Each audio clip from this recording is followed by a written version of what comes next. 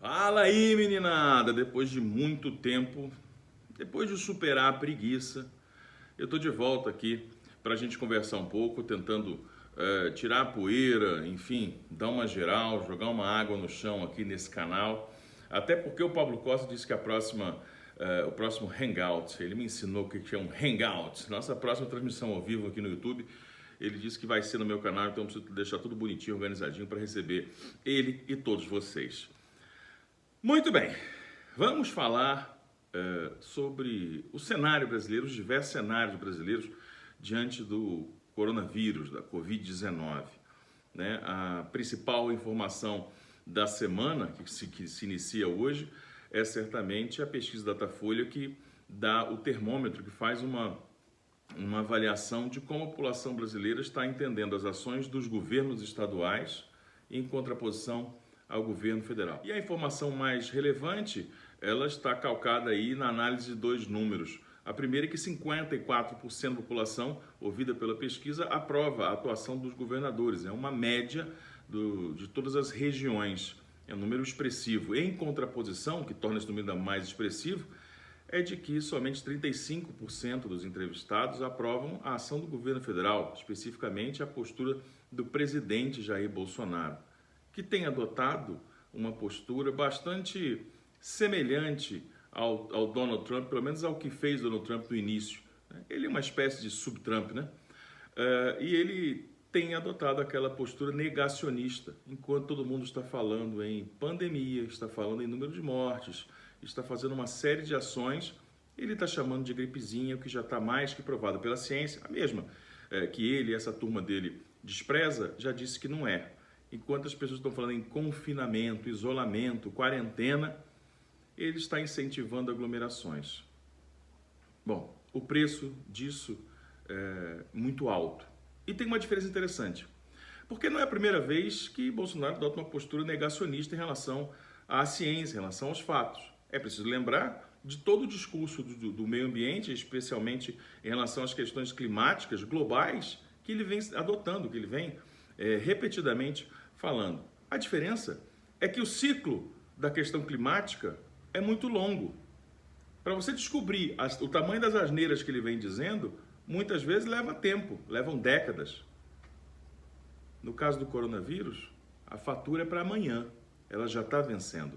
Ou seja, cada vez que ele chama de gripezinha, cada vez que ele diz que vai dar festinha, que não pode parar de trabalhar, que é um absurdo fecharem rodovias e fecharem shoppings, o mundo está fazendo isso.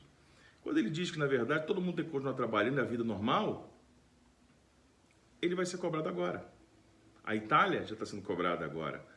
A Espanha, em contraposição, por exemplo, aos casos da Coreia do Sul, que tomou atitudes drásticas, radicais e minimizou o número de casos. Então, o problema do negacionismo no caso do coronavírus é porque a resposta vem agora, vem nos próximos 3 meses. E aí uma preocupação, claro, muito grande. E o que nos incomoda é que o discurso de que a economia precisa ser salva, precisa ser preservada, está acima das vidas. A economia precisa ser salva. Olha, quantas pessoas não podem morrer se a economia cair, se o PIB não for bem? Claro que isso é uma canalice tremenda, mas é o discurso natural, disso que meu amigo Pedro Novaes chama de liberalismo de almanaque. Então vamos falar daqui a pouco sobre ele. Sobre ele, o liberalismo, não Pedro Novaes. Essa história de liberalismo econômico, né? ANCAP, anarcocapitalistas, isso é papo, gente, de programa de bancada vespertino, isso é programa da Sônia Abrão da economia. Esses picaretinhas, que é uma gente toda empedernida, que não sabe lidar com políticas públicas, não sabe lidar com a macroeconomia e quer fazer um discurso de paleta mexicana. Porque nós podemos perceber, hoje o investidor de bolsa, olha, investir em bolsa, investe na bolsa. Você pode, baixe os programinhas, você vai ser um investidor, você vai contribuir para essa economia, ganhe dinheiro com as variações do mercado. Isso é a nova paleta mexicana, igual nós tivemos outras modas aí no Brasil e no mundo. Mais nova paleta mexicana é o investidor de bolsa aí que está achando lindo, só quer discutir o PIB. As pessoas se acham mais chiques e mais ricas, inclusive, quando debatem PIB. Melhor do que debater o preço do feijão, como se elas comessem PIB.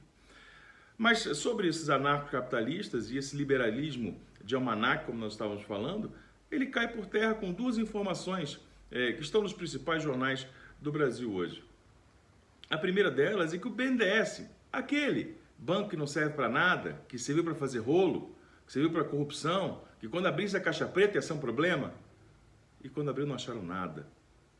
O BNDES já liberou 55 milhões para conter o coronavírus, porque ele está entendendo o impacto da crise econômica. Mas os governos liberais usam o Estado para investir e ajudar na economia privada? Cadê o mercado se autorregulando? Ou ele só autorregula só para ganhar, quando é para perder precisa do Estado? Nós já temos a resposta. A outra informação é que a XP Investimentos, que é a Xuxa Meneghel de toda essa turma, né? Que é a grande referência, que é a coisa mais maravilhosa que existe, que por causa dela um bocado de picaretinha abre empresa para dizer que é investidor e corretor de bolsa e de investimentos.